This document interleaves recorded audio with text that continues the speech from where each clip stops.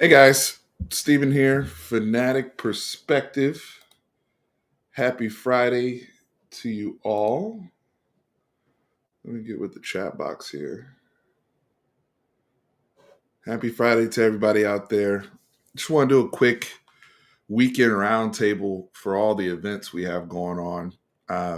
As you guys know, and some of you may know this, some of you may not.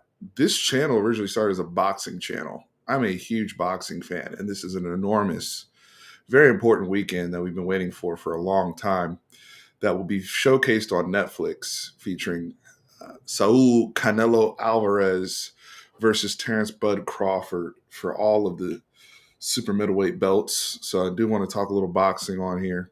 Huge, huge fight. Obviously, we're going to talk about Texas versus UTEP. Want to hear from you guys. We put the previews and stuff out there. We know who's playing, who's not. Want to hear from you guys what you're looking to see tomorrow on the field, right? Tomorrow DKR as this team continues to ramp. And then obviously some scouting that we must do across college football. A lot of big games, a lot of fun games this weekend. If you're a college football fan, I think this is a good weekend. You got Georgia versus Tennessee. We've got Wisconsin, Alabama. Tonight, Colorado at Houston, as well as Kansas State at Arizona. Obviously, we'll talk about A&M versus Notre Dame, big game. Oregon State at Texas Tech. Let's see. Oh, we got the backyard brawl, Pitt versus at West Virginia. Another one, Georgia Tech. Clemson at Georgia Tech at 11 a.m. tomorrow. We know how sorry Clemson's looked so far this year. So big games, big games. Georgia's going to Tennessee. We talked about that. What else? South Florida at Miami. Obviously, South Florida coming off of a huge win at the Swamp. Arkansas at Ole Miss. So we're getting some SEC games. Then at night's going to be tough because so on NBC we'll have A&M versus Notre Dame. On ABC we'll have Florida at LSU. So it's going to be a quad box kind of night. And then after that we have Crawford Canelo. What a time to be alive. What a time to be alive. Tommy said, I put money on Bud. Look, I'm just going to come right out with it. And some of y'all may ask me at the end. I put money on Bud too. I put my money in today. For a long time, I've leaned Canelo in this. Canelo's the safe pick. Canelo's probably the smart pick. It's comfortable at this weight class. Bud Crawford is coming up. They both weighed in at 167.5 today. But Bud Crawford's coming all the way to this class. Typically, guys that come up that much struggle in a fight like this with all of the weight having to adjust. That is going to be a big challenge. But I also remember Floyd Mayweather when he came up to 147 to fight De La Hoya. And at that time, De La Hoya was obviously a bigger guy, big kind of flirting between 147 and 154. And it takes a special kind of fighter to move up. And I think Bud Crawford is that special kind of fighter, even though he is older than Canelo. But we'll see. I appreciate it. What's up, Jimmy? My boy Jimmy Johnson in here, Texas State Johnson. What's up, bro? Yeah, had to change it up, man. It was time. I've been rocking the same cut for so long. I was like, I just want something different. So, yep, went ahead and cut my hair. The powers in the hair. I knew somebody was going to come out and say it, and it had to be JB. I knew somebody. I was like, man, somebody gonna hit me with the Samson joint. It not even 5 minutes in, I already get hit with the Samson drink. We'll see if things start to go sideways. We'll have to grow it back out. Got the Anthony.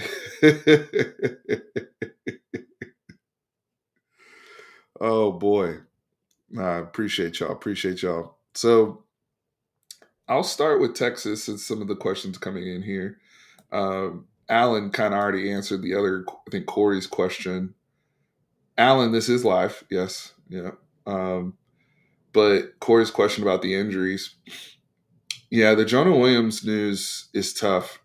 Everybody else, the Alex Januaries, the Trey Wisners, like I expect those guys back at the beginning of conference play. Even Emmett Mosley, I do think he'll give it a go by then. The Jonah Williams news with him seemingly, and I don't know all of it. Just I know it's a hamstring issue. We know those soft tissue injuries have been a nuisance for guys.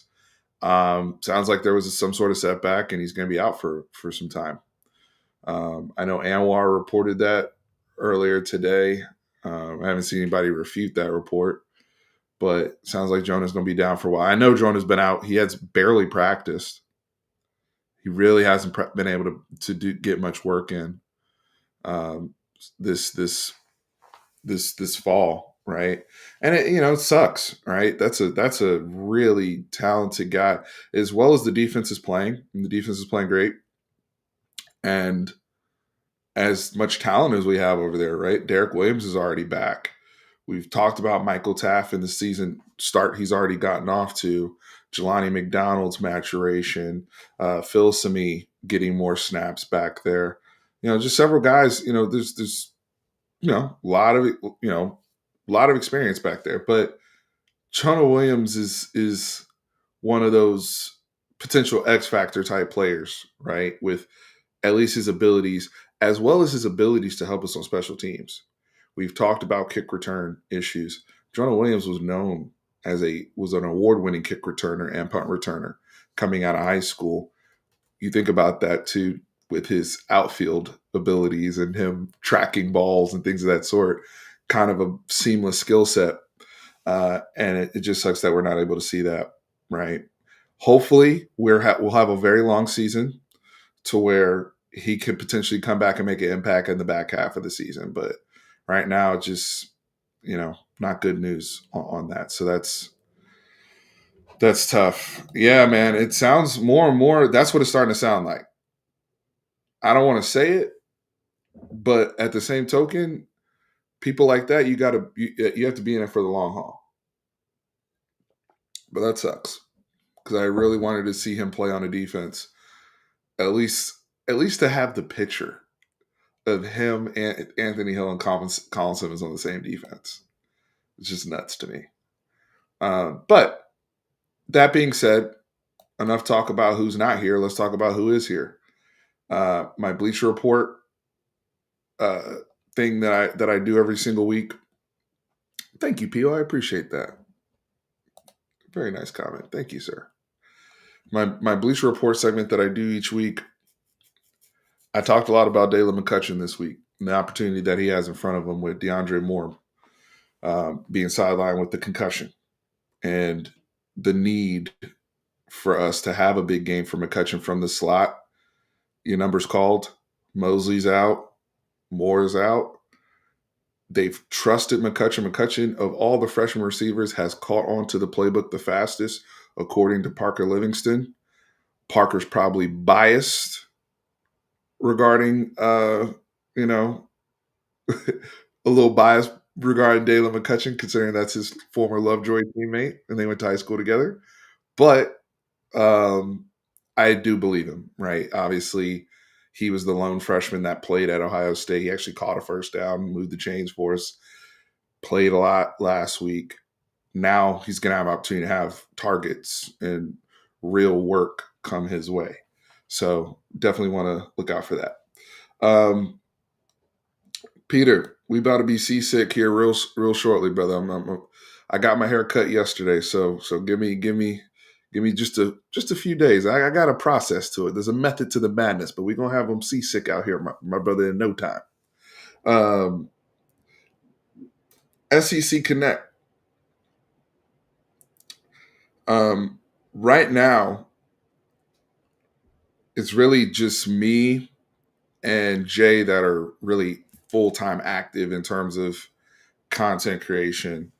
right? And that's no slight to Nino or Ty or a good friend, who I'm talking about over there at OU, our good friend Chris with a K.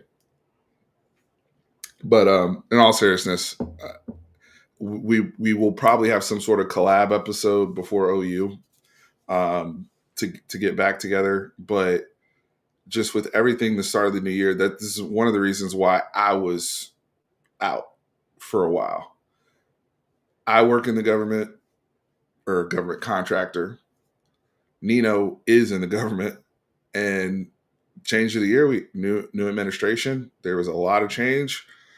When Doge hit, that shit hit like crack on our side. So it was a lot going on that we had to deal with in our real world jobs. So Nino is, I think he's even potentially looking at moving. A lot going on to where he hasn't been able to do the same work. Ty had to fulfill some stuff. Now Ty's still doing work at Bleacher Report, covering Bama, but all these guys, I mean, life comes first, life circumstances, but trust me, we stay connected on the back end. We're still talking and everything. Chris has had, newborn, as well as getting a new legal position in his world. So I appreciate you guys asking. I do want to get the boys back together, but life circumstances have been a little tough for us. But we'll get some stuff out there, when the time's right. Here, come real soon. Definitely before OU, and I will not let you guys down like I did last year.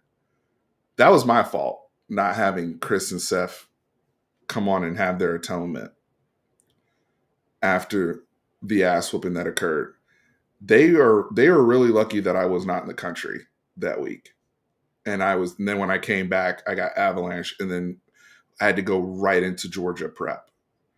But that whole circumstance was because I was in a wedding in Dominican Republic and I was gone for a minute. So that was so schedules could not, or else they would have. It wasn't them duck. They didn't duck. To be fair to Seth and Chris, I'm saying this, Seth, you can post this. Y'all hit me up. They were trying to get on. They were ready to take their humble juice.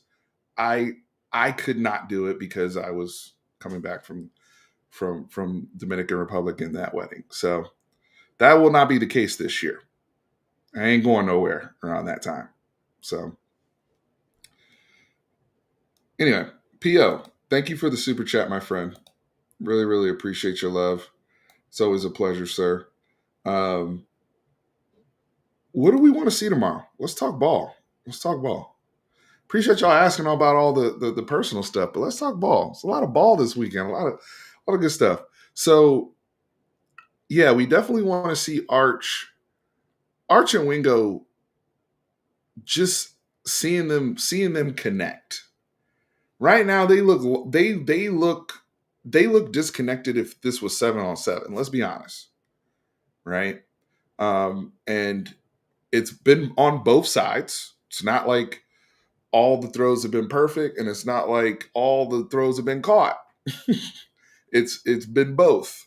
So just getting that time and that connection, that trust down, the same way that we already have seen from Parker Livingston. Because look, if Parker continues the ball, the good thing is if he continues to do his thing, that can garner attention. That should make Ryan's job easier. If Parker right now on the season, by the way, is averaging 29 yards per catch. Now, that's not going to stay there, but like right now, that's kind of crazy, right? After 2 games, 29 yards per catch. So he has people's attention. He will continue to have people's attention. But we need Wingo, who is still the most dynamic player that we have on this offense with the ball in his hands.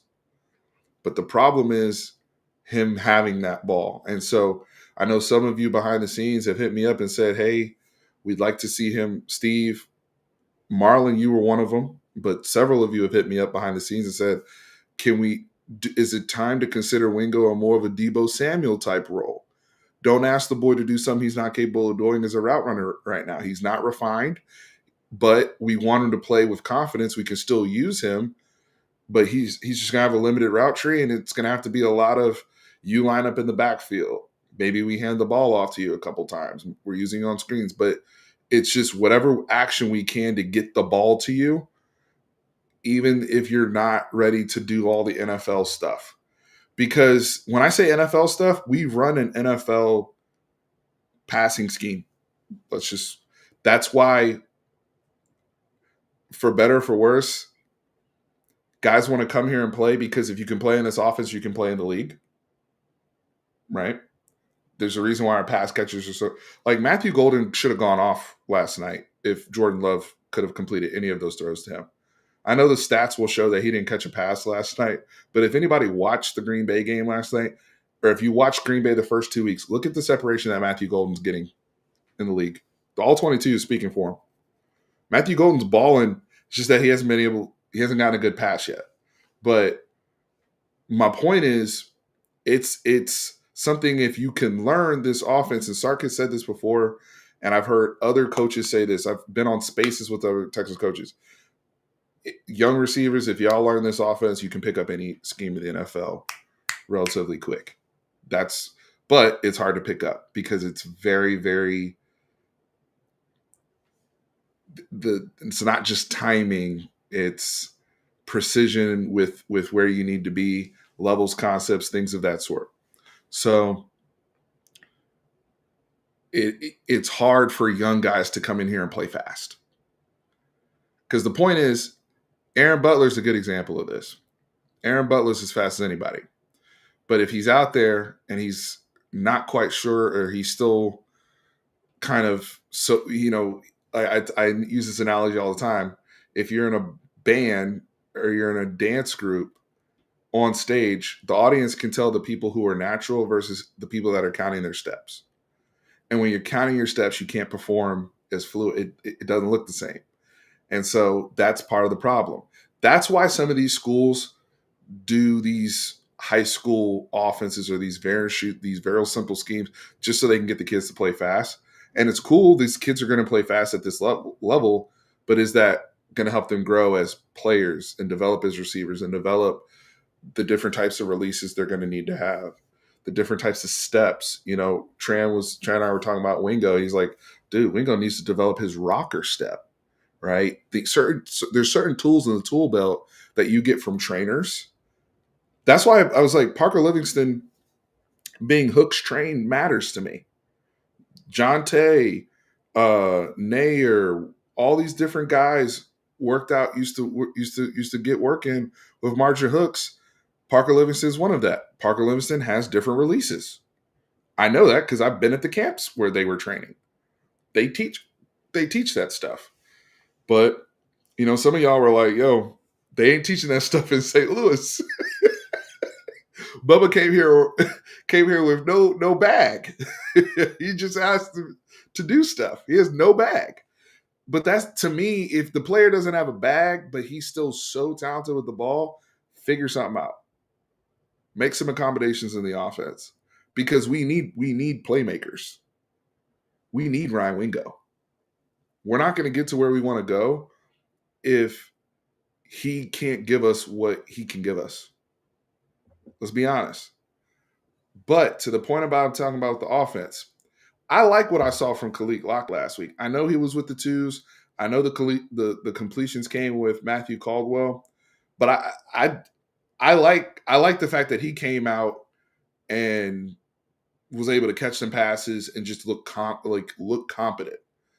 If that's a young guy that is starting to click, I'd like to, like, when they talk about Dalen McCutcheon getting it, like, those are the type we need those guys to come on, because Florida will get here sooner than later. OU will get here sooner than later. And now we're in these intense environments again. And it's like, man, who can Arch count on? Because Arch is getting all the work. So he's ramping. But who's getting the work with him? You know what I mean? Who are the guys that are going to step up along with him that we can noticeably say, this person has developed and gotten better from August to September to October and so forth to where our offense is now humming because this guy stepped up. So there's opportunities here. Tomorrow's another opportunity. Let me talk to you guys. Fahim, the comeback screen, it's interesting. He does. It's also when that play is called, right?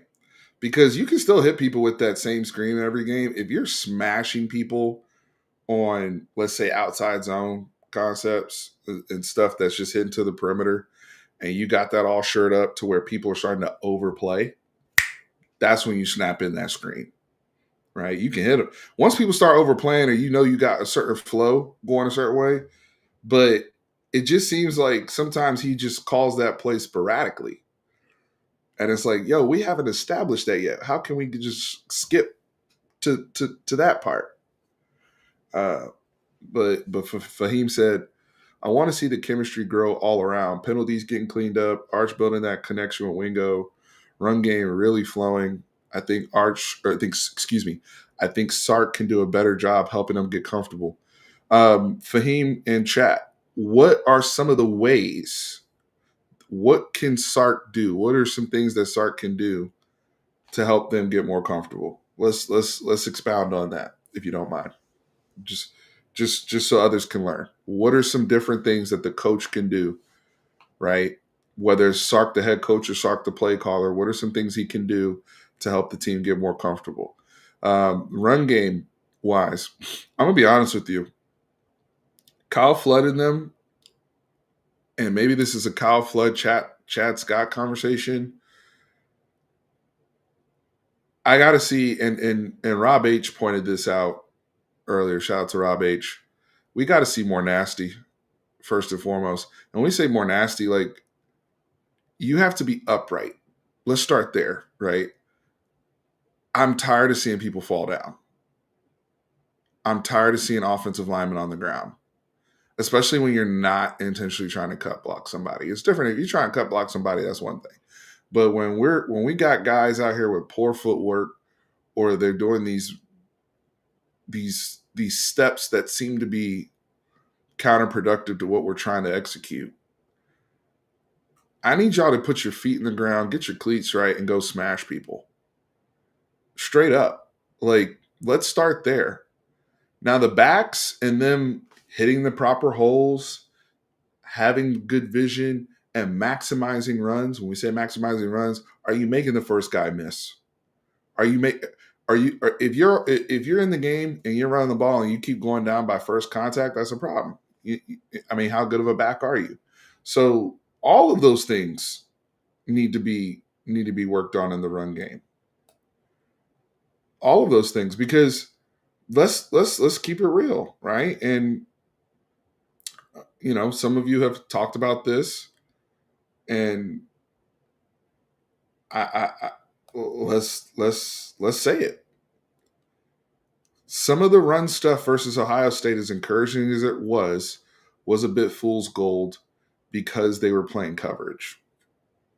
Pre-snap, no matter what, they were playing coverage until it was a rundown.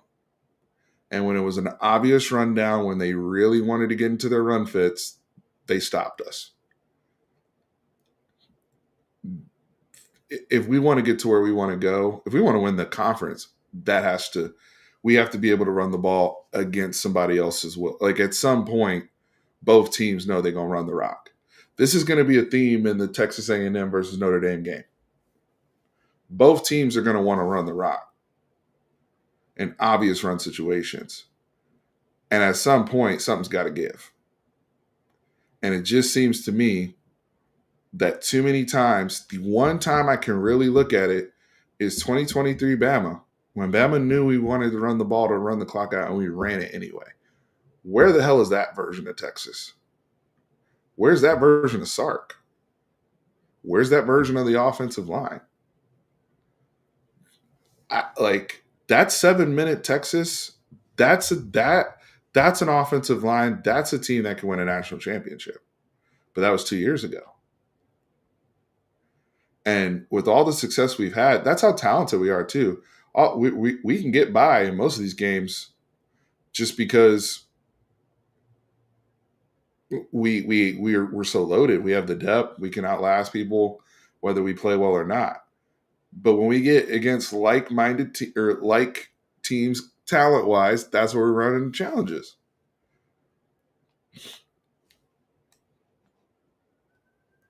He said the Sark screen hasn't worked since we played Bama. I want to see the offensive line dominate, no stupid penalties, 100%, especially at home. The penalty. So to me, here's the no-brainer stuff. The penalties. If that's an issue again, and some of it, some people believe you are who you are. If you're a penalty team, you're like you. How do you like? I think it's still early enough to where we hopefully, with good coaching, can fix that because that's coaching. There's a reason why some people's teams are always penalized and some people's teams, and what techniques and what you're telling your kids you can get away with technique wise. But the penalty stuff, also pre-snap stuff, that should not be an issue at home. By the way, the fact that you got 12 penalties at home is egregious in itself.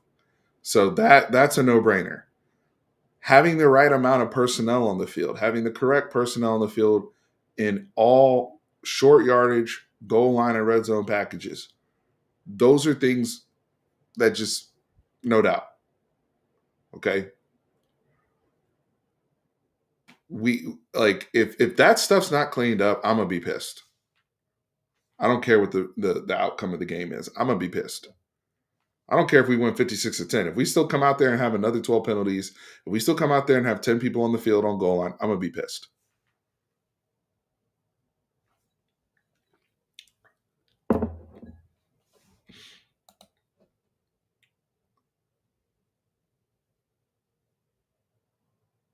Yeah, Colin, older guys got to clean it up for sure.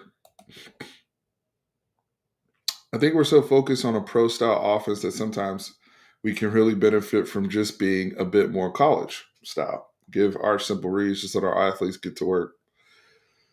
Agreed. I think it has to be a mix. I completely agree. I told y'all the first half against Ohio State, Sark felt like Arch was Peyton Manning.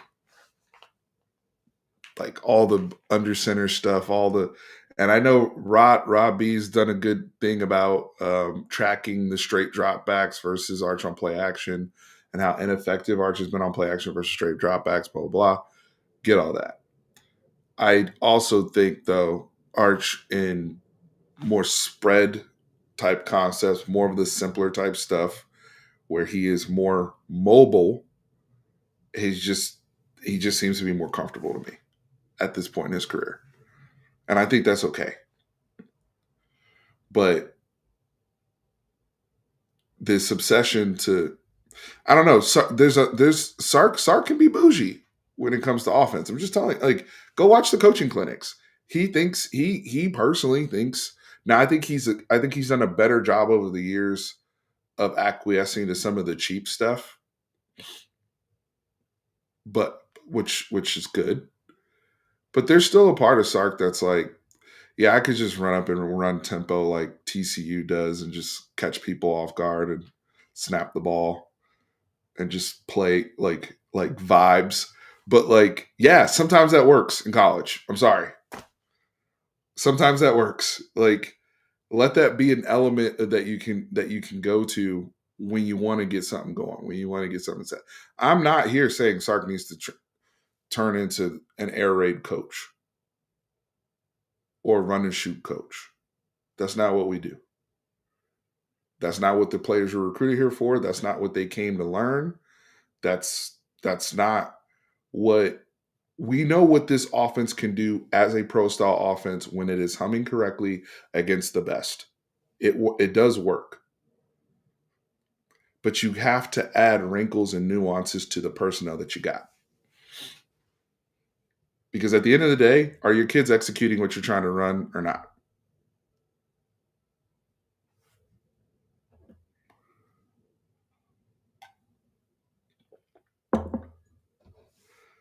I don't know if that guy's on the roster, Devontae.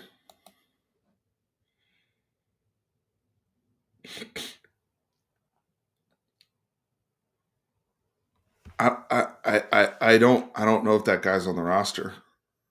I do think we have guys that can hit the hole better. Trey's only played one game too. Some of these holes, I do think Trey probably gets a little bit more out of it as well. Um, that can help. We'll see what Simon does if he plays Simon the way he says. Hopefully, the Christian Clark thing last week was nerves and just him being a little too anxious and jittery. Because I'd like to see. Because I didn't see what concerned me with Christian Clark last week was I didn't see a burst. I just saw somebody that was cutting back and forth. Like I saw more of a burst from Gibson, more of a natural first step, hit the hole, accelerate through the hole, and run through contact. I saw way more of a burst from Gibson than I did from Christian Clark, and that doesn't align with what we've been hearing on. I know y'all hate when I bring up practice reports, but y'all know what I mean. So I'd like to see him get more comfortable.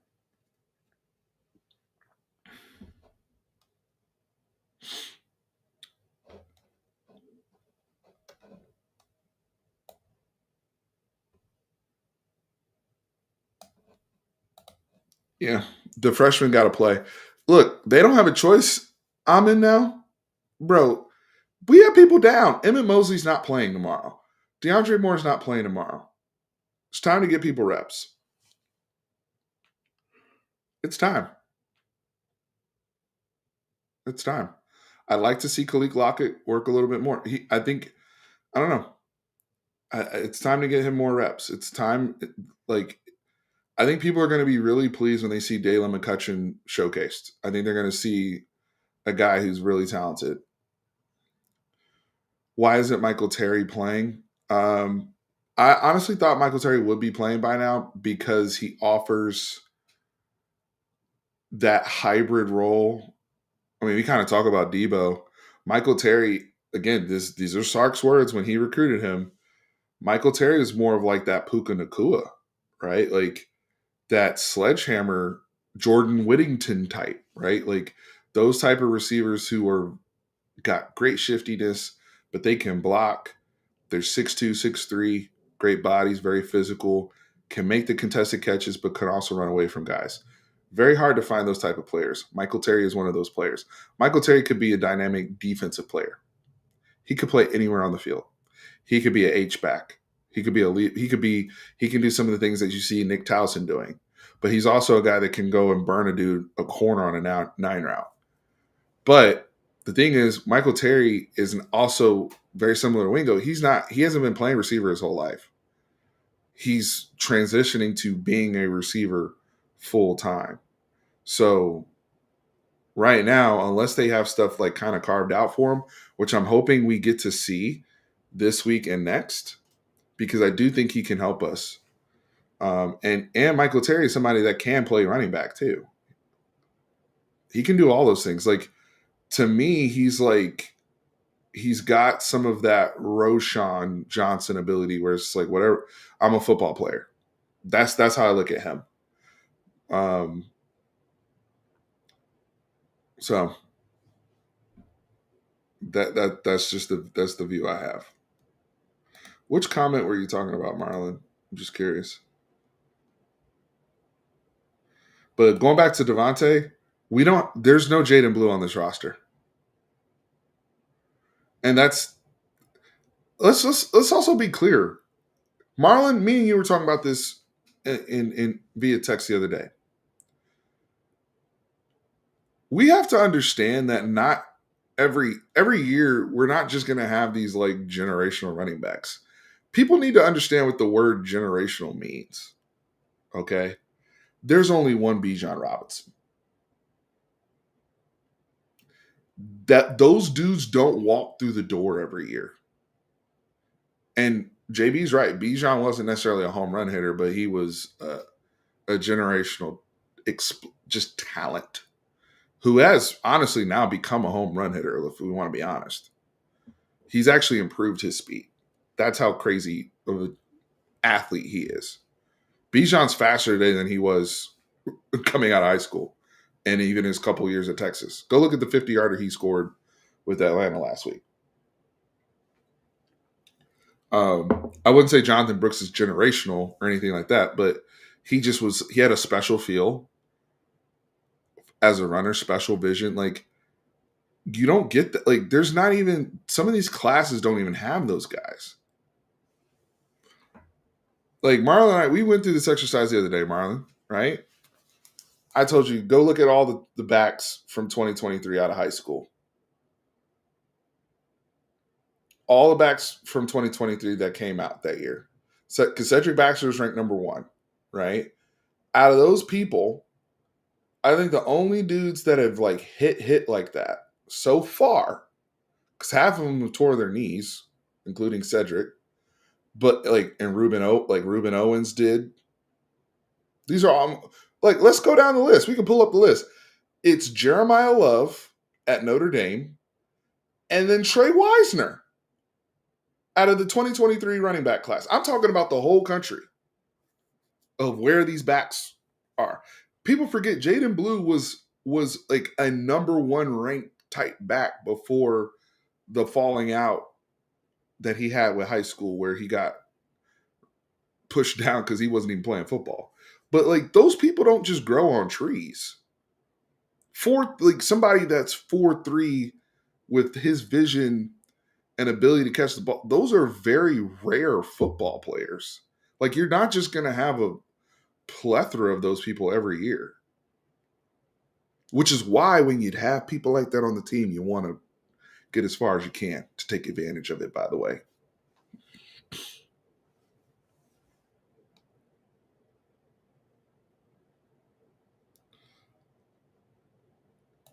But I mean, these whole classes, like, I know 2024 is still young, but like, Caden's doing his thing at LSU. Proud of him. I mean, but like, let's just be honest. Devontae said, I wasn't talking in terms of generational. I'm just saying, oh, no, I feel you. I feel you. Marlon said, pull up the classes.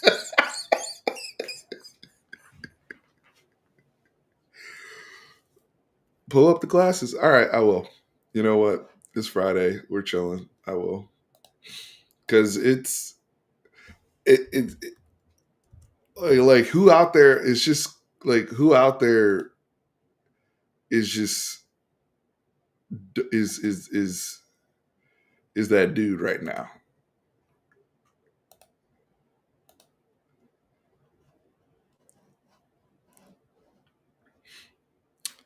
Now, Decorian Moore was a miss. Decorian Moore right now would be wide receiver one on our team. Let's keep it a buck. That would be a Worthy.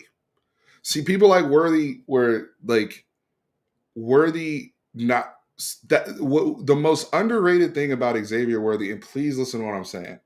The most underrated trait about Xavier Worthy was his football IQ and his football acumen. He was able to pick up a playbook immediately.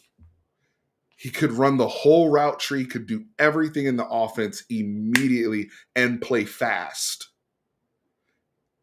Checks, things. I don't ever remember Xavier Worthy out there.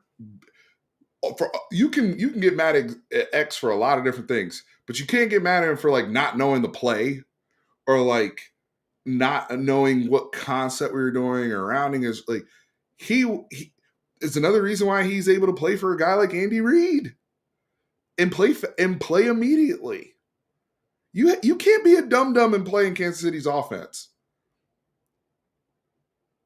No shade. Go look at why do you think they traded Sky Moore and all these receivers that Kansas City has drafted over the years that can't cut it in the Kansas City offense because it's a lot.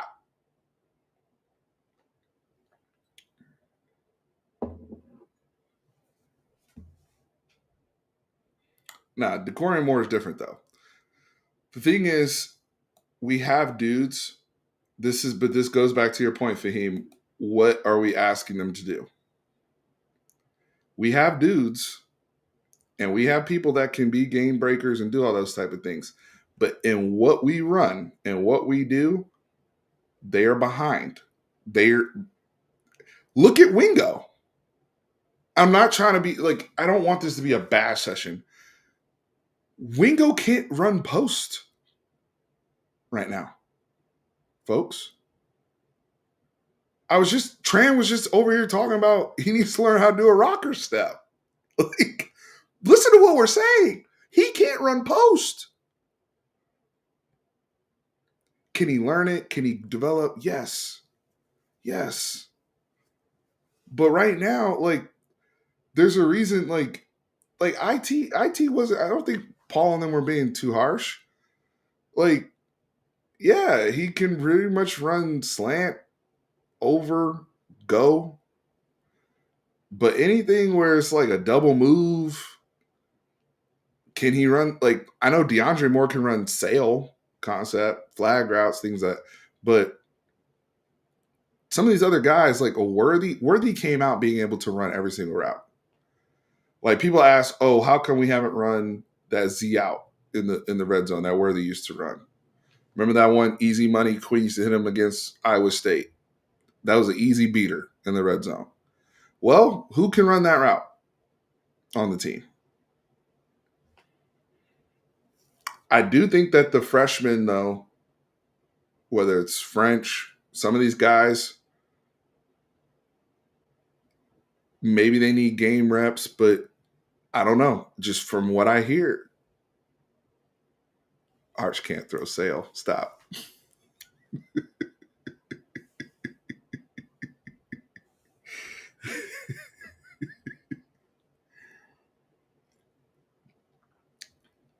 Stop.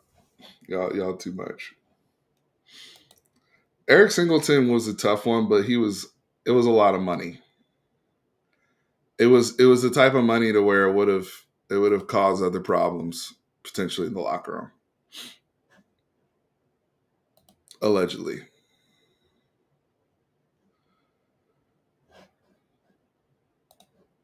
Big text. There's people in the NFL that can't run every route.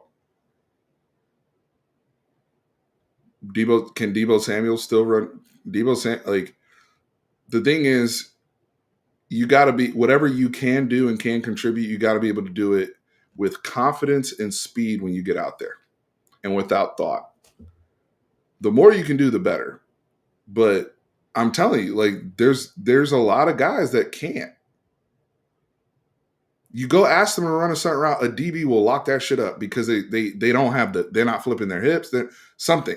Their footwork's off. They take too many steps. You go ask somebody to run a dig route, and it could be this guy runs a 4-2, great separate, like he's so fast, all this, and you go ask him to run a 15-yard dig, and just watch his feet. And if I'm a DB, I'm like, this guy's chopping his feet when he's trying to cut inside. I'm a freaking, what am I gonna do? What is the DB trying to do? Beat him across his face. I'm gonna undercut him. Because he's round, or what do they do? They round it off. Big Tex, I'll give you an example right now of a player in the NFL, a guy that was a second round pick who I don't even know if he can run half the route tree right now. And he was a second round pick and he was good in college. Xavier Legette, Carolina Panthers.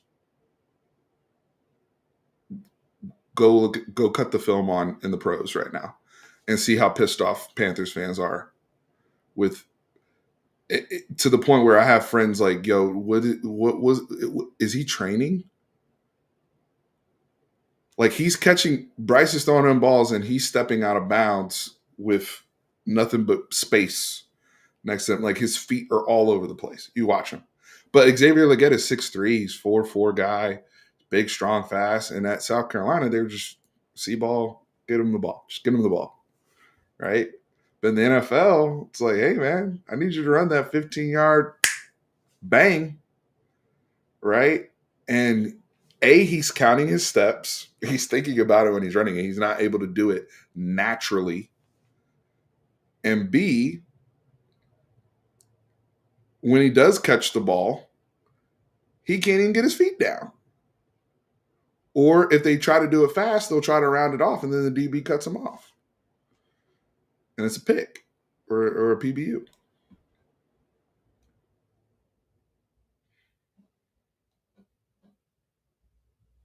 It's an interesting conversation. But real quick, to Marlon's point, um, since he said we gotta show the people this. So let me do this.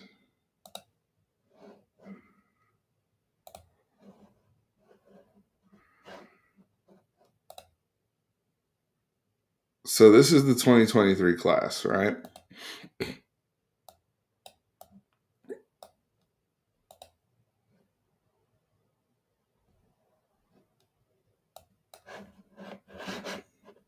Justice Haynes. So look at the top 5 from 2023. This is the whole country. All right. So Tashard Choice, because the allegations, some people are putting up allegations against Tashard Choice. Look, was Stan Drayton a generational recruiter as a running back coach? Absolutely. Between Ohio State and Texas, what Stan Drayton did at the running back position in terms of evals is generational. However, I think Tashard Choice has gotten a little too much heat recently. People saying that he's not bringing in the same type of talent. Well, he signed the number one back at the time, right? CJ had a good freshman year, not a great freshman year, had a good freshman year. Tore his knee, gone. Just now coming back. He's back, but he's not 100%. But that's what we got, right? Justice Haynes was sitting at Bama. I thought Justice Haynes was going to ball out his freshman year. He sat on the bench for 2 years. Now he's at Michigan. Looks good at Michigan. Obviously, he ripped off that big run against OU last week. He looks like he's going to be the goods. He's back. So Justice Haynes is good. Reuben Owens, still at A&M. He also tore his ACL. Richard Young is playing right now because Jam Miller is out, right, at Bama. And Richard Young is just now kind of starting to play. And y'all tell me how Richard Young has looked so far. We're already through 4 backs. This is the top 4. Jeremiah Love, that's a hit. That's a hit. And now we start getting into people where what school are you guys even at right now? Like seriously. I think Mark Fletcher still might be at Miami. Right? Caleb Jackson, I think, is still at LSU, but I know he's behind. I know he's behind uh, Durham. Dylan Edwards is already transferred to Kansas State. Quentin Joyner is out for the season. Remember, he transferred to Texas Tech, and I think he blew out his knee. Guys, this is the whole running. This is we're 20 names in. Who's out here running all over the place like that? Some of you at this point may be saying, who are these guys? This is the 2023 running back class.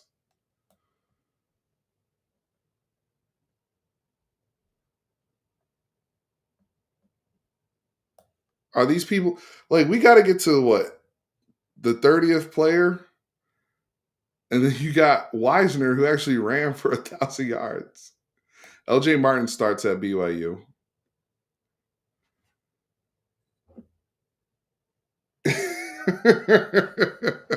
2023 looking rough, bruh. Where are the backs? I'm still scrolling. Joe Jackson plays. He's good. Darius Taylor's been solid. Yep. I remember Seth Davis at Katy. He was a good kid. His parents were awesome. But yeah, that's just a quick glance, right? But if I go to Bijan, this because my point, and Marlon and I were talking about this. I'm glad we're talking about it now. Every running back class is not created equal. That's why I really don't look at stars like that across years because each year is different. Each class does not have the five stars are essentially supposed to represent, for lack of a better term, roughly who ideally would be a first round pick in the NFL draft, right? But just like in the NFL draft, just because you have 32 first round picks doesn't mean that there are truly 32 first round picks in the draft, if you know what I mean, in terms of evals. There might only be 20. And now we got to start reaching if we're at pick 21, pick 22, pick 25, because there's really only 20 dudes this cycle that grade out like that. That's the same thing with high school football recruiting. That's what people need to understand. So just because you sign the number one running back one year does not mean that you're getting a generational talent or even a great player. It could be just a weak ass class. So like if I go like because I want to show you 2020, and I know that these guys are a little bit more accomplished and further along. But if I go to 2020, and y'all know we used to have the melt. Lord knows we used to have the meltdowns over Zach Evans, right? But Bijan, Tank Bigsby, who's just got traded to the Philadelphia Eagles. Kendall Milton was a good back. Jahmyr Gibbs is in here. Roydell Williams is still playing. Blake Corum was a third round pick, national champion. I've already gotten to people that were freaking Doak Walker finalists just between Bijan, Blake, Jahmyr Gibbs. There's more guys in here. A-Chain's in here. Woody Marks is in here. McGowan, isn't he pop? Is that what, Kentucky now? Or am I tripping?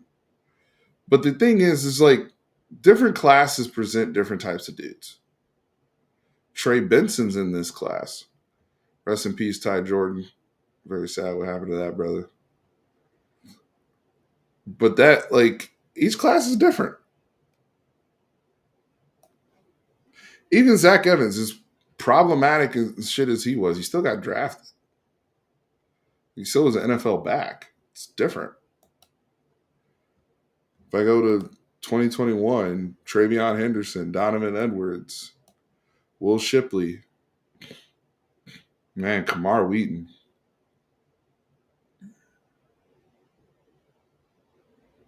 Mafa, Estime's in the league, Jonathan Brooks. So not every year you're going to get these like crazy talented generational backs. But somebody said go to QB for what was that, 2023?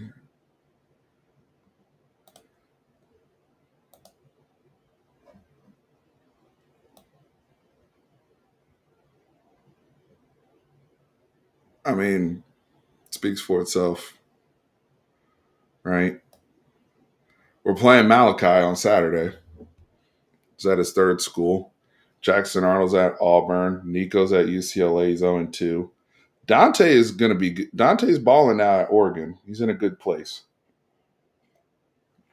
Rashada's at Sacramento State on his. Jaden Rashad has been at Arizona State, Georgia, so he's on his third school.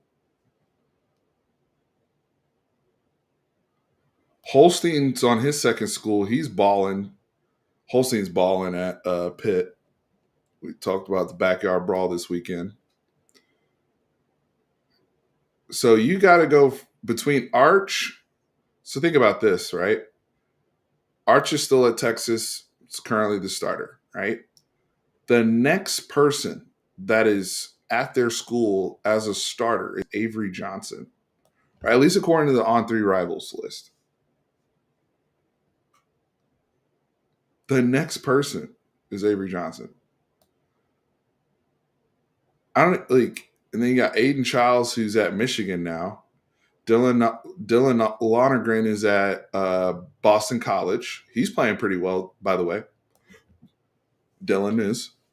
Aiden Childs at Michigan State. I don't even know where JJ is. JJ Cole, where is he at? And where's Novosad at? I don't know where those two guys are. Kenny Minchie's backing up CJ Carr. Kleinholz is still at Ohio State. Ricky Collins left LSU. Lenora Sellers, and Austin Simmons. So these three all were hits. Later on, Sellers, Simmons, Marcel Reed, these are hits relative to the people in front of them, if you think about it. So recruiting's a funny game, man. Look where Sam Levitt is. He's 24 when he went to Michigan State. Even he changed schools. So Ryan Staub, we're about to see him playing a little bit for Colorado. Yeah, then you got Jags. Anyway,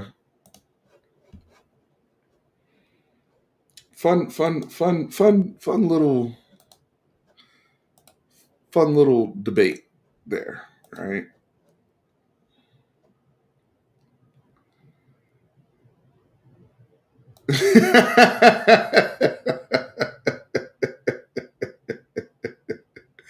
Rashada went Florida, ASU, Georgia, now Sacramento State. Damn. Yep. Got a bag at every place. It is weird looking at these lists, for sure. Levitt was in hell. Mississippi State is, look, I'm going to tell you all right now. I said it on the preview video, but just real quick. Mississippi State, if they stay healthier, they're going to be a problem for us. We're going to have to fight like hell to win that game. It's going to be like going to Lubbock when we're in the Big 12. I'm going to tell you right now. Mississippi State is no joke. They have some weird shit over there that I don't feel comfortable with, bro. They got a corner over there. This kid Kelly Jones, this corner over there. The guy looks like the boy on the Seahawks. What's his name? That came from UTSA, Tariq Woolen.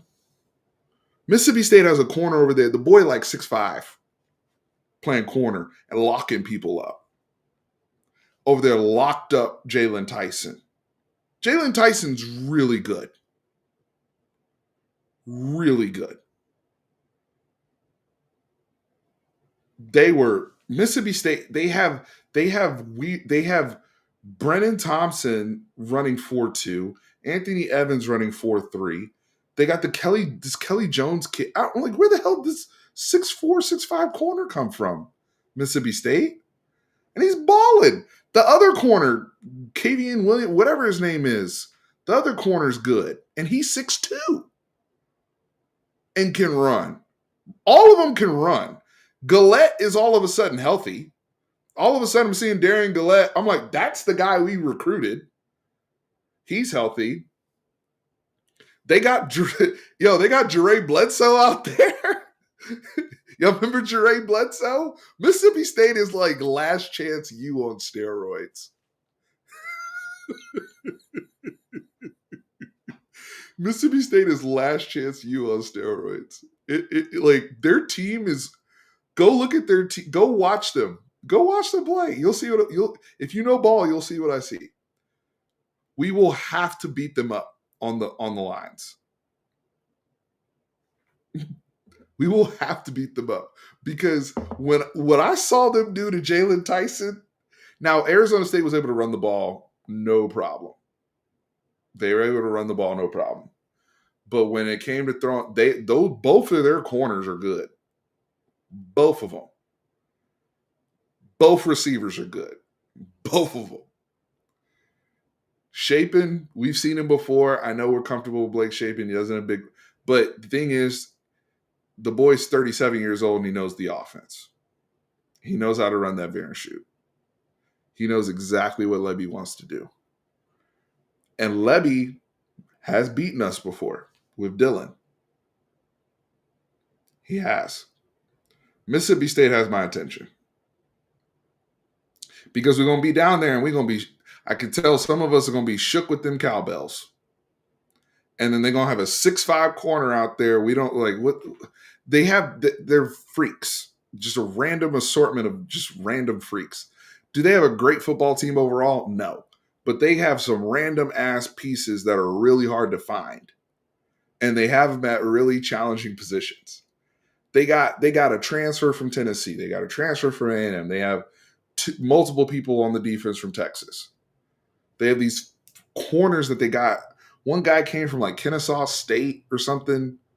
That's the one guy that's 6'2", and they were straight lockup out there. I'm like, wait a second, where did Levy and them get these people from? And when did all of them get healthy all of a sudden? That's going to be an issue. If you know, you know.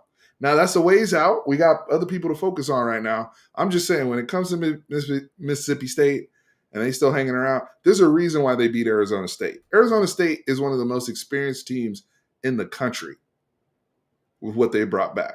They shouldn't have been that shook going down to Starkville. But if you watch the tape, you start to see like, oh, there's some weird freak athletes on this team. Brennan Thompson being one of them. And like the Brennan Thompson you're seeing, that's the guy. That's why we wanted him. That's why we recruited him. It's really hard to cover people that fast that know what they're doing.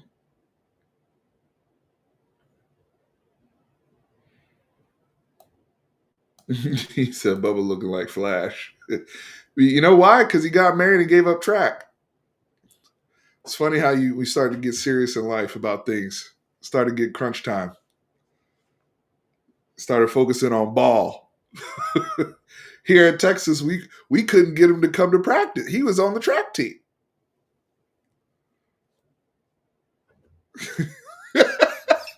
Levy out here building a roster with unks and freak athletes. It's facts. It's so true. He really did. It's a roster full of unks and track and people that used to run track. Oh boy.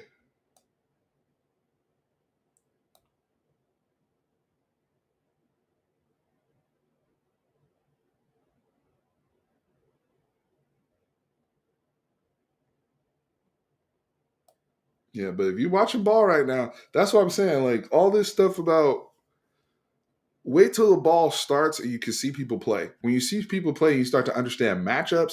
That's when it's like, okay, I can understand. Because before the season, no one's thinking about Mississippi State.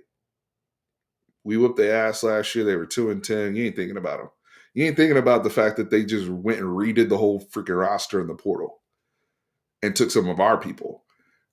You're not thinking about other teams that gave us fits last year, where it's like the matchup actually might be more favorable to us. That's why I'm not worried about a team like Vanderbilt. Vanderbilt's playing good ball right now, but I promise you, when we play them, we're going to beat their ass. Like so, there's certain games because I feel that confident about the matchup. So there's certain things I'm seeing. I'm like, oh, like Florida, like. I need to see what Florida shows up against LSU tomorrow. I need to see what Florida shows up against LSU tomorrow. Because the Florida that we saw play USF, I mean, really, we just got to worry about our offense versus their defense. Our defense would Lagway and then wouldn't score on us if they come out with that type of operation. DJ Lagway and then wouldn't score on us if they came out with. So I need to see what version of Florida are we going to see tomorrow against LSU? Playing at LSU, by the way.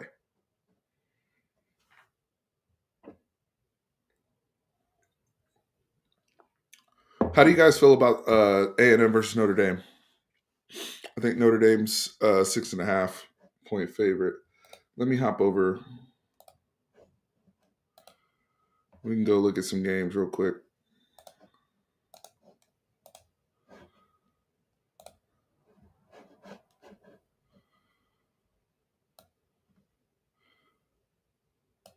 All right, so Notre Dame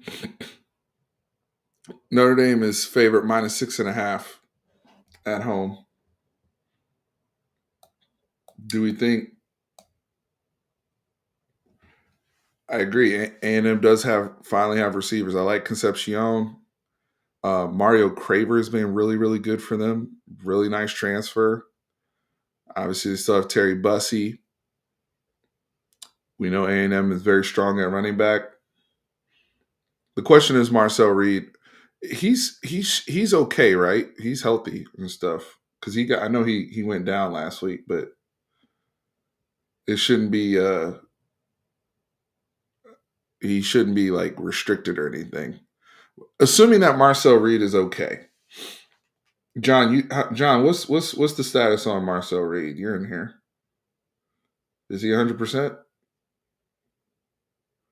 Talk to me, John Willard. We're talking about your team right now, objectively speaking, about this matchup. This is a big game because here's the thing.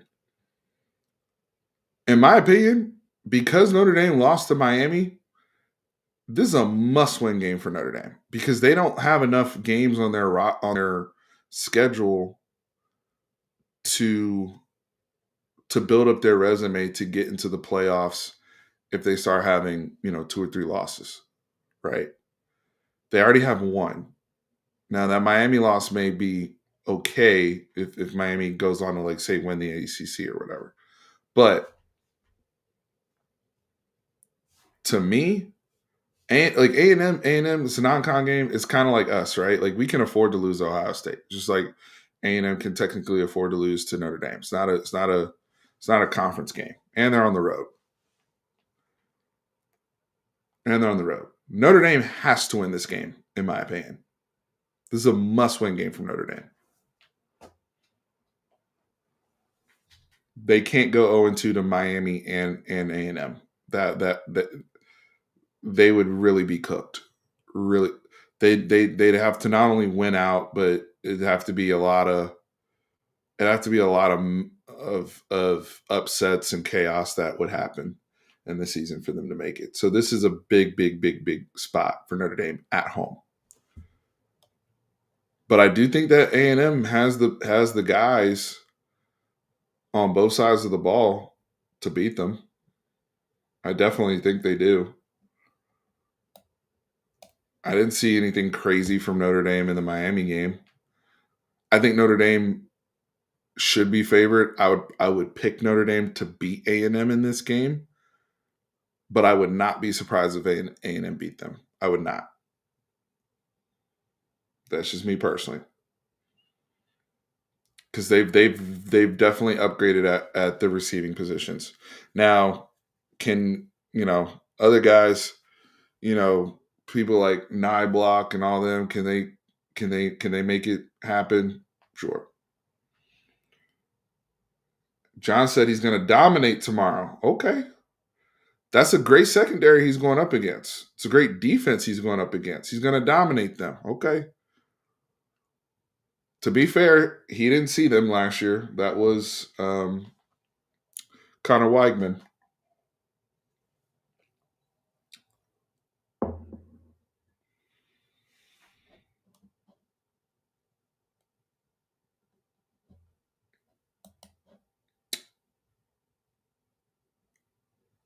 I agree with this, Alan. Yeah, they're getting a Notre Dame that's backed into a corner. They have no margin. Notre Dame has no margin in this game. When was the last time A&M won a big time road game? Does Missouri count? Did they beat Missouri on the road last year? Or maybe not. Or was that in College Station? John, what was your last big road win? Actually, now that I think about it, I think y'all played Missouri at home. 1994? Ain't no way, bro. John. Yeah, Mizzou was at the crib. Okay, so John, 1994. What? Come, guys. I'm talking about when we say big. Hold on. Big time is relative. Are we saying a top 25 opponent? What are we saying? Somebody qualify this for me.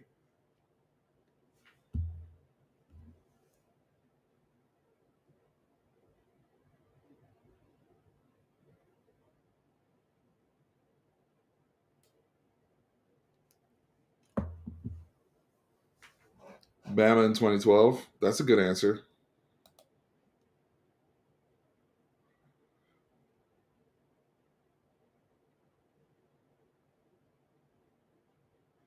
I think this is the. I think John actually. I think this is the right answer. I think it was. I think it was Bama with Johnny Manziel. That first year they went into Tuscaloosa.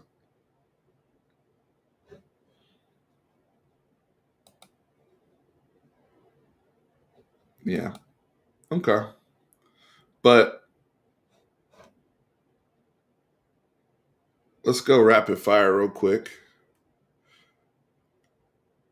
Anybody think USF? Let me know in the chat. A, is Texas going to cover? Right now the spread says now it's down to 40 and a half. Chat, is Texas going to cover?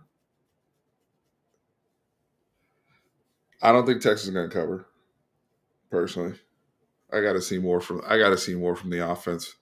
They ain't going to fool me 3 weeks in a row, bro.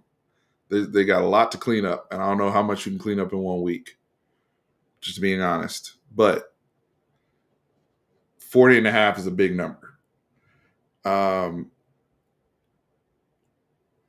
USF at my. Does anybody think USF is going to win, or does the magic run out?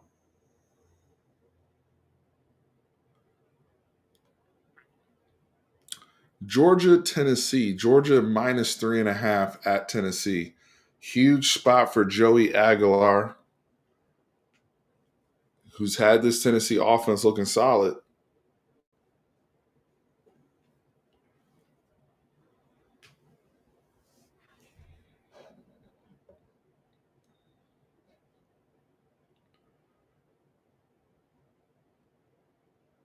John, what's your score prediction for A&M versus Notre Dame? Let me know.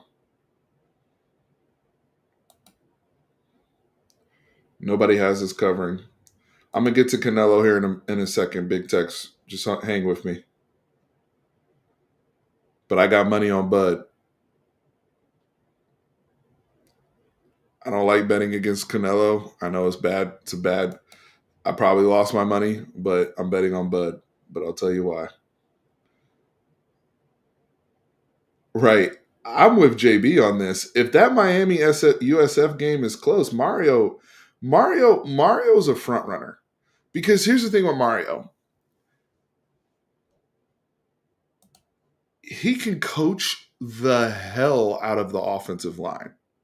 Like, I wish we were getting that here at Texas, what Mario is able to do, not just at Miami, but at Oregon with their offensive line play. Kyle Flood, that's the type of offensive line play I'm looking for, is what I saw with Miami. They go out there trying to whoop somebody's ass. So I appreciate what he does in terms of getting his offensive lines ready to go, the physicality, but he loses his collective intelligence, mind comprehension when it comes to managing football games. And that's what JB is talking about.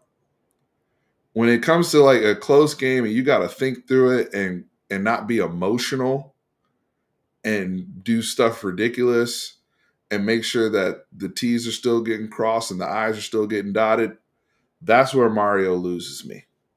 And that's where he loses in some of these close games.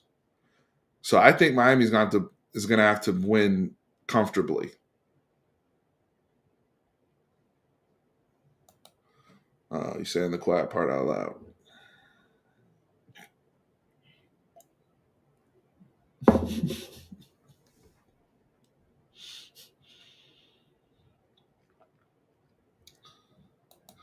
Big Tex, you going with Tennessee? You going with Joey? He said I ride with my Mexican brother.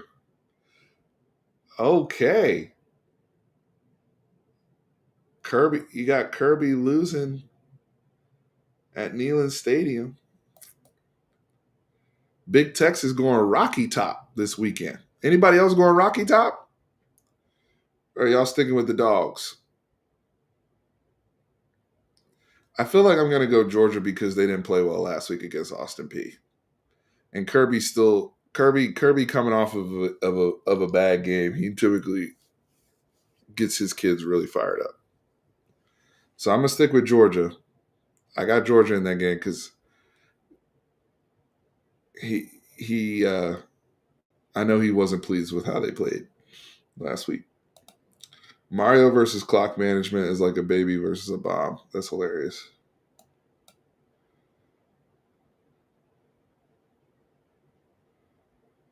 What's up, Will? Appreciate you, brother. Thank you for the super chat. You were exactly the person I was talking about because we were talking about Xavier Leggett earlier and some of the challenges of being an athlete versus being a receiver and understanding footwork, technique, all of that. So hopefully Brother Leggett can get it together for you and your Carolina Panthers, man. But we're dealing with some of the same challenges here with some of our younger receivers at Texas and understanding the nuances of playing receiver. But thank you for the super chat, brother. I appreciate it. Have a great weekend, my friend. Tennessee is going to shock Kirby's system and give UGA the fire they need to get their season right. So, Alan, you're going with Tennessee? Is that what I'm hearing, Alan? Is Alan picking Tennessee?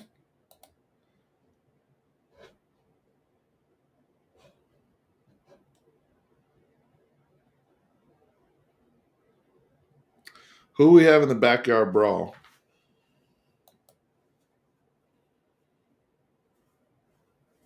I think I might go with West Virginia in the upset. Rich Rod is back.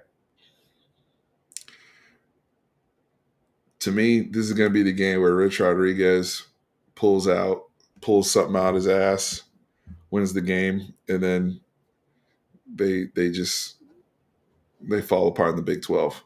But Pitt's a good team. Eli's playing good ball. Eli Holstein. Pitt has a good running back. I'm curious.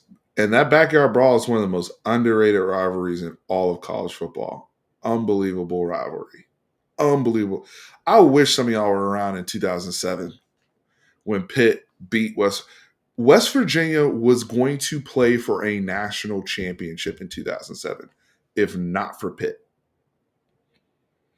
They were the ones that stopped Steve Slayton and Pat White. That West Virginia team was crushing everybody until the backyard brawl. 2007 is still one of the wildest years of college football I've ever seen in my entire life. So many what ifs that season. If Dennis Dixon didn't get hurt on Oregon, does Oregon win the Natty that year? Dennis Dixon he was probably the Heisman favorite before he tore up his leg. That year was crazy. Raise your hand if you remember the chaos of 2007 in college football. Remember, I think Tebow ended up winning the Heisman that year, and Florida lost like 5 games. LSU won the Natty with 2 losses. Yeah, that was the year. LSU won that Natty with 2 losses.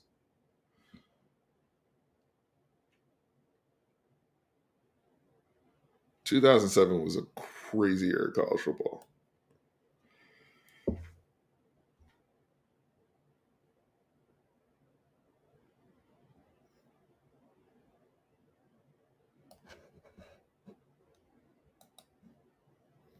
Yep.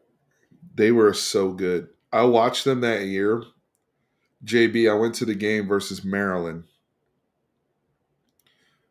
Noel Devine versus Maryland. I think the brother had like 6 carries for like $170. It was balling. I was at that game in College Park. I went to see because West Virginia was like so good that I wanted to see Pat White. I was like for bucket list. I want to see Pat White and Steve Slayton run zone read in person, and boy was it marvelous. They ran all over Maryland. Jesus Christ. 2007 West Virginia, and so coach at the time, Rich Rodriguez, is back now. But they don't have the same juice that they had. Vanderbilt at South Carolina is a sneaky game. Haven't heard a lot of people talking about that. Then you got Duke at Tulane, which is the Darian Mensa game, right? Duke took Mensa. They paid him millions of dollars, and now he's going to go back and play in New Orleans. That'll be interesting. A lot of interesting games. But Vanderbilt at South Carolina. South Carolina is a 2.5-point favorite.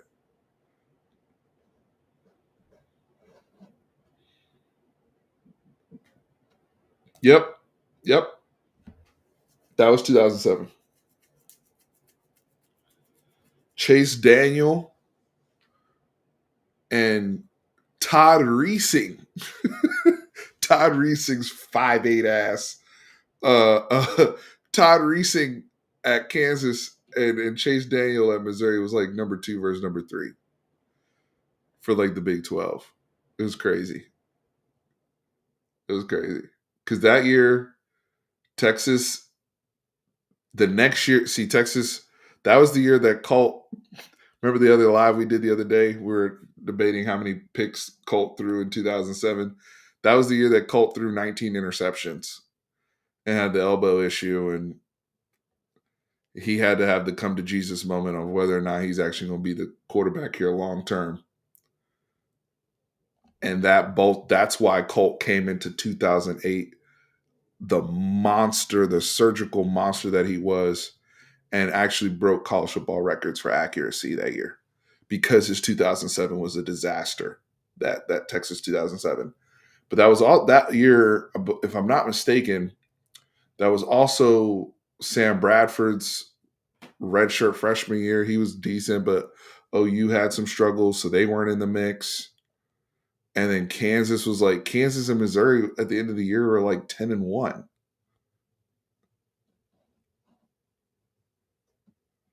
By the way, if you want to do a real sidebar, somebody asked the question on Twitter the other day, what's the most buttoned up 4-quarter performance that Texas has had since 2005? And whoever answered in that chat, Texas versus Mizzou, I think 2008 it was, that Texas versus Missouri, when Missouri was, I think, either top 5. I don't know, but it was Texas versus Missouri, I think 2008. That's the most buttoned up I've ever seen Texas. If you know, you know. They were perfect that night. They beat the shit out, like they were executing like it was Remember the Titans. If you know about the Texas Missouri game, I think that was 2008. That was the year they had like Jeremy Maclin. Missouri had dudes. Missouri had people that went to the league. Missouri had dudes. And that game was supposed to be like a heavyweight fight. It was billed. Both teams were in the top 10, blah, blah, blah. And it was the way Texas beat them from the beginning of the game to the end of the game. That was one of the most complete Texas performances.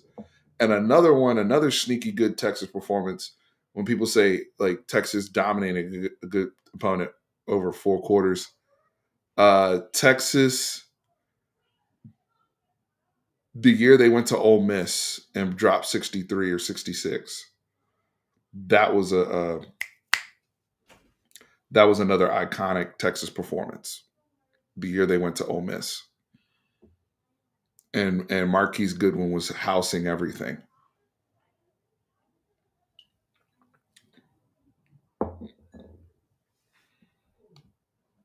Go look up.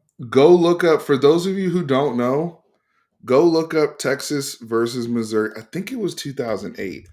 It was one of the most surgical. It's not like the. I don't even know if it was the biggest blowout, but like, okay, so we won 56-31.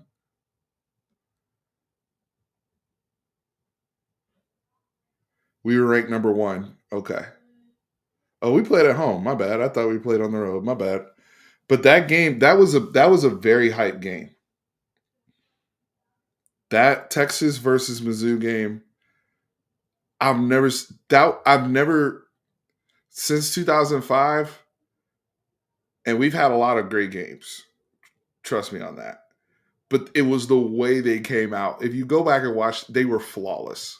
It felt like that was like I was like at that point I was like, yo, we're gonna win the Natty. If you look at the box score, bro, yeah, John Childs threw a touchdown pass. Let me pull this up for y'all.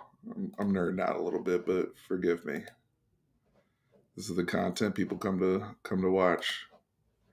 Don't let the score fool you. Okay, those 31 points were garbage points that Mizzou had. Don't let that shit fool you. Look at Colt. Colt was 29 or 32 for 337, two touchdowns. We were on their ass that night. I remember Denario Alexander, Chase Daniel. Chase Daniel was getting like Heisman love. Chase Kaufman, Jeremy. Remember I told y'all Jeremy Macklin. That game, in terms of executing the game plan, that's the most dominant I've seen Texas look in a big game, TV night. We're performing against another top tier. We know what Mizzou had done the year before in the Big 12.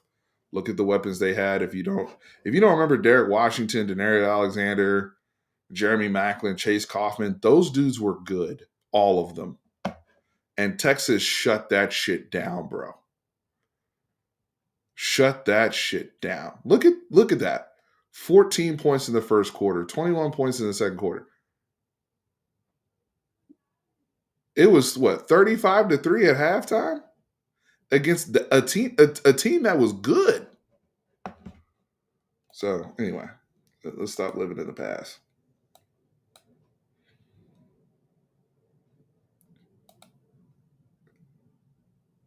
That tech, but when you think about just when that, it was just a really interesting question I was asked, like a game that Texas was buttoned up, like just locked in every single quarter. Because like we've had great games, no doubt about it, right? Like obviously that year we beat probably the great one at that time. The greatest offense I had ever seen was 2008 Oklahoma, and we beat them. Like their offense to me was almost perfect between Trent Williams and Bradford and Murray and the receivers, like and uh, Gresham at tight end. Like that OU offense was like perfect to me. And we beat them 45-35. But there was ups and downs in that game. Like we didn't play well the whole game. You know what I mean? Like there was points where we were down, like it was back and forth. But in terms of just straight belt to ass, like come out there and pull up on somebody like that, Texas versus Missouri was a bloodbath on national TV. That was when everybody was like, yo, Texas is definitely a number one team, no doubt about it. Yeah. 2008. But all of that stemmed because we were so disjointed in '07. And guys got older. There was maturity. Jordan Shipley finally got healthy. Jordan Shipley before that was never healthy. Never healthy. He finally got healthy. Colt got in crazy great shape. locked in. You saw the number 29 or 32 that night for 332. Couldn't miss. Couldn't miss. Out there looking like Joe Montana. So yeah, that was a what a time to be alive, folks. College football fans. What a time to be alive. 2007, though, that season was insane. That was an insane. Every week somebody was getting dropped until backyard brawl happened. Like at that point, it was like, okay, West Virginia's gonna make it to the national championship, and then backyard brawl happened. Yeah, Colt knew. Colt knew. He's like, I'm gonna have to play, but I'm gonna have to be. Colt was our leading rusher.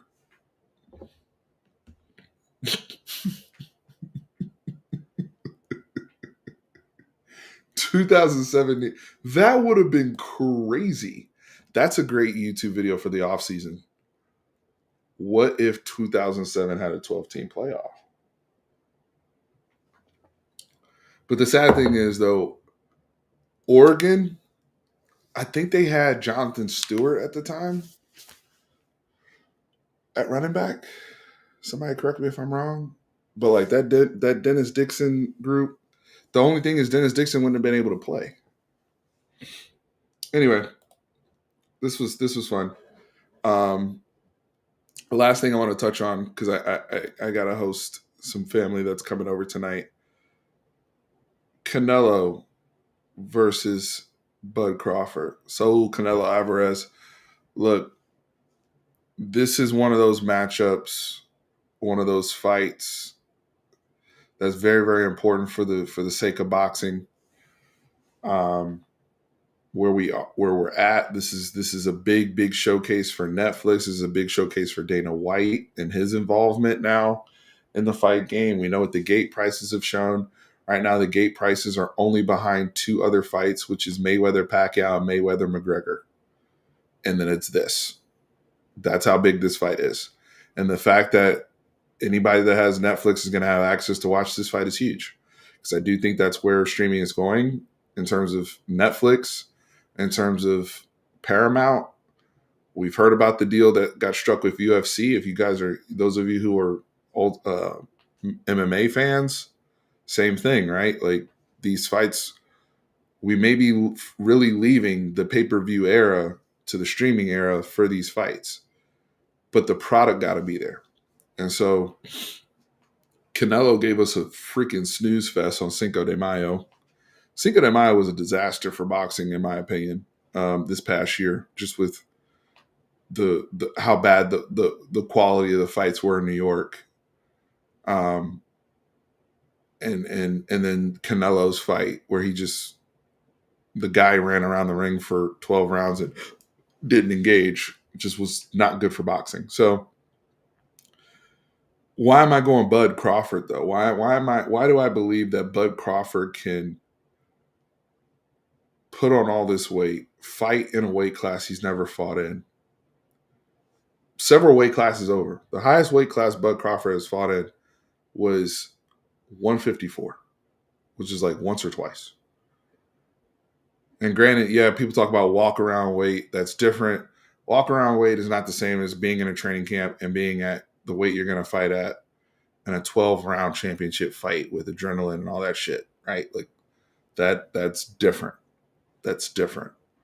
However, Bud Crawford being undefeated, being a 4-division champion, world champion, and how he has proven to fight in the biggest of moments, especially against one Earl Spence Jr.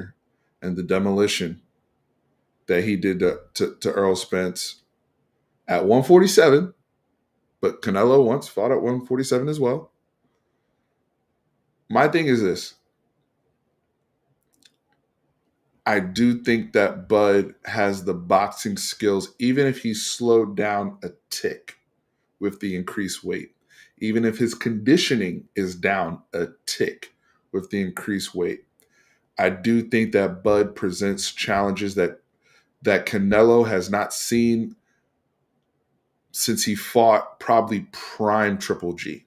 Not that third fight that they had that was he fought Triple G when he should have been probably in a nursing home with his grandchildren. I'm talking about the first Triple G fight and maybe even the second one. Because we all know Canelo waited for Triple G to get old as shit before he.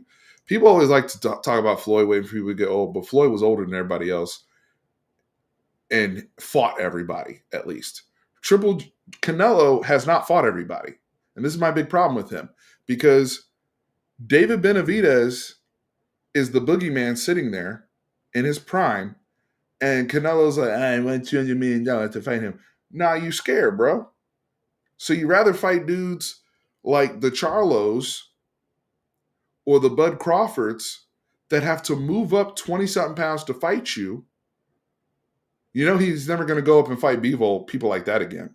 Because he also got humble when he went up too much and then just got bullied by Bivol. So now but this is the weight where Canelo reigns. And Canelo's an all-time great fighter. I'm not here to shit on Canelo Alvarez. I'm not. I like Canelo.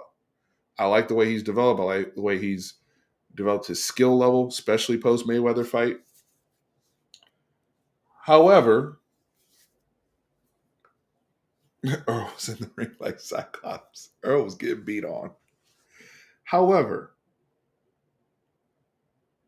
I just think that Bud is going to present some challenges and some angles offensively that are going to make Canelo think. Now, here's the thing, and this is where the risk comes in for me as a Bud guy.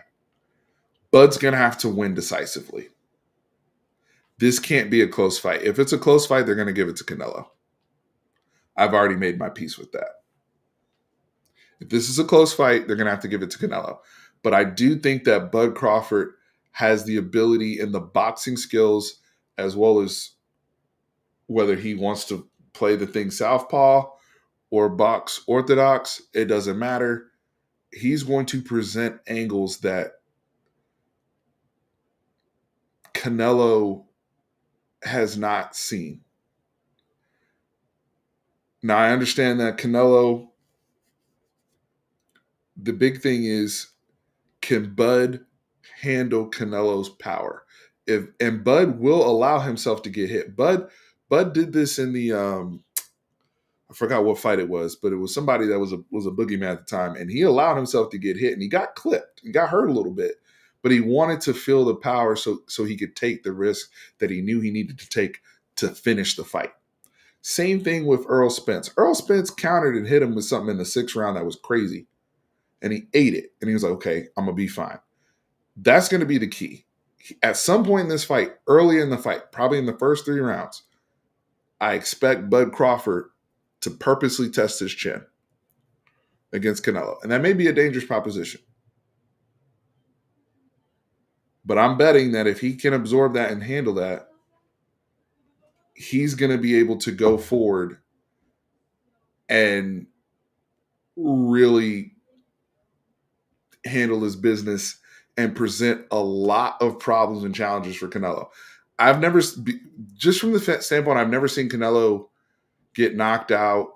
He's never been on the canvas. He has like an all-time crazy jaw. I'm not expecting Bud to stop him. I'm not going to go there. But what I am expecting is Bud to go over a course of rounds to where he leaves no doubt that he is that not only is he the best pound for pound fighter in the world, but he's one of the best all-time fighters. And that's why I'm going with Bud. And maybe that's just because I saw him wipe my dude out. And the way he did it was so surgical. But yeah, I mean, that's my breakdown for it. Y'all let me know what you think. I think tomorrow night is going to be electric. I hope it's a really good fight, regardless of who wins. My money's on Bud. I know it's not the smart money. If you want to be safe, if you feel like you want to make money, you probably go Canelo by decision. If you want to feel like you're being smart money. But Bud is one of those fighters that I think is like Floyd, when Floyd stepped up and went and moved up and fought De La Hoya at the time. Now, granted, it was different ages, different circumstances, but it takes that type of athlete to be able to go and do those type of things. So, but I appreciate them doing this, and I'll be tuned in after all the football and stuff to watch. So, the only thing I didn't touch on was Cowboys Giants, but I expect the Cowboys to handle their business. Dak hasn't lost to the Giants since Obama was in the White House. Um, I think it was, yeah.